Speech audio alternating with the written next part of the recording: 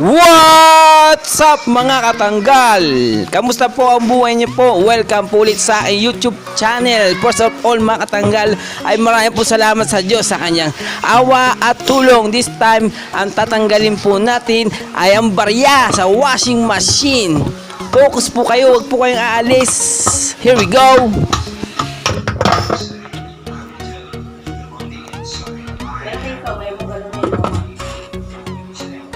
Using Phillips screwdriver, tatanggalin ko ang pulsator ng washing machine. Here we go! Kung naranasan nyo rin po mga katanggal na magkaroon ng barya ang inyong washing machine, comment down below lang po kayo mga katanggal. Tatanggalin na po natin ang pulsator. Ang pulsator mga katanggal. Comment down below lang kayo mga katanggal kung naranasan nyo magkabarya ang inyong washing machine.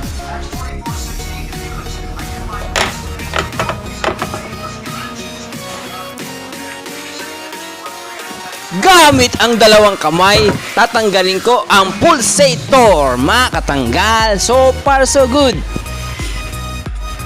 Magkano yun mga katanggal? 10.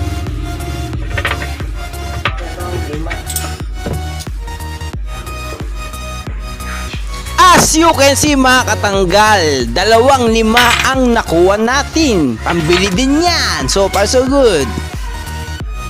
For more Katanggals video, please click here to subscribe and click the notification bell to update you on our new video. Pa-click na rin ang all kasi po sana all. If God's will, see you next time. Bye for now.